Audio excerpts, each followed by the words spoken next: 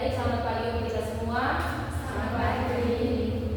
Terima kasih atas kesempatan yang diberikan. Pada saat ini saya akan mempresentasikan beberapa hal saya mengenai mekanika kuantum. Teman-teman bisa lihat PPT yang sudah saya kirimkan.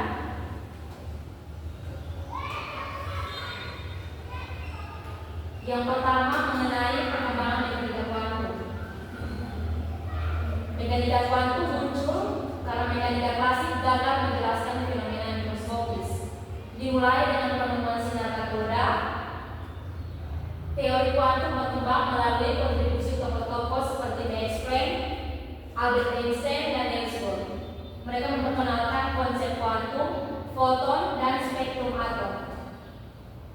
Schrödinger dan Heisenberg kemudian menyempurnakan model atom dengan teori gelombang dan prinsip ketidakpastian.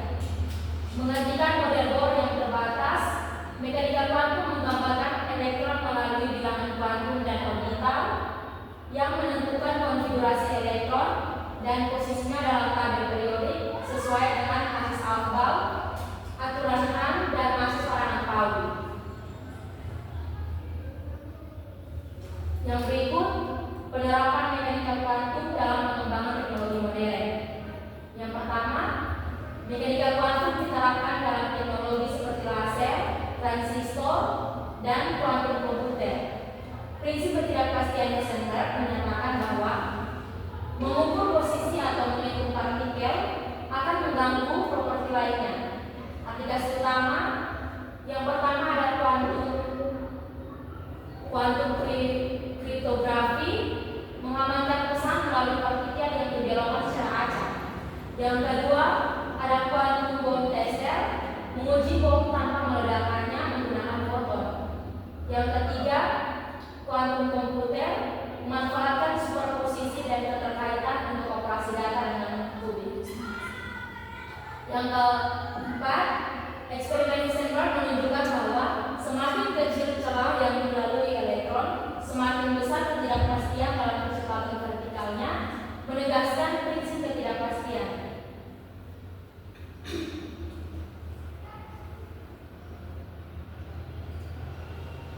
Yang berikut mengetahui bukti dari mekanika kuantum. Mekanika kuantum menjelaskan perilaku atom dan partikel subatomik yang tidak mengikuti hukum fisika klasik. Elektron bergerak mengelilingi nukleus atom dan saat berpindah dari tingkat energi yang lebih tinggi ke yang lebih rendah, foton dilepaskan. Energi foton dapat dihitung dengan rumus E sama dengan H kali F, di mana H adalah tetapan Planck dan F adalah frekuensi cahaya. Spektrometer massa menunjukkan bahwa spektrum atom yang terionisasi hanya terlihat pada frekuensi tertentu, mendukung teori mekanika kuantum.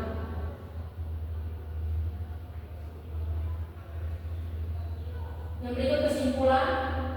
Yang pertama, mekanika kuantum muncul karena mekanika klasik gagal menjelaskan fenomena mikroskopis dan kecepatan mendekati cahaya, memerlukan pendekatan baru.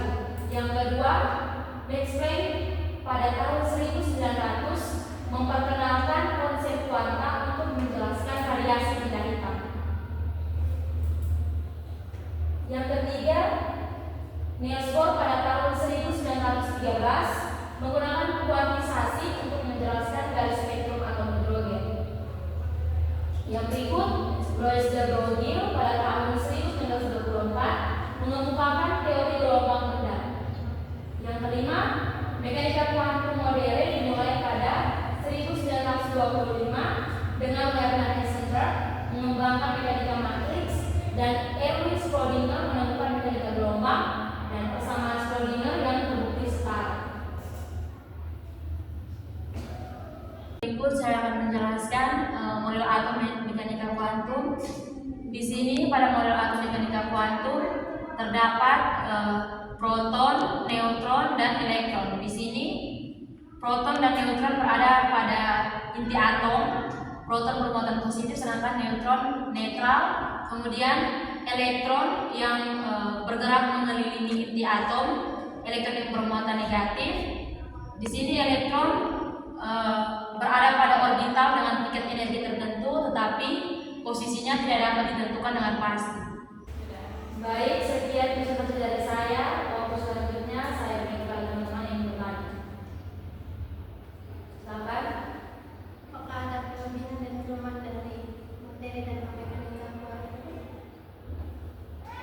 Kelebihan dan kekurangan mekanika kuantum.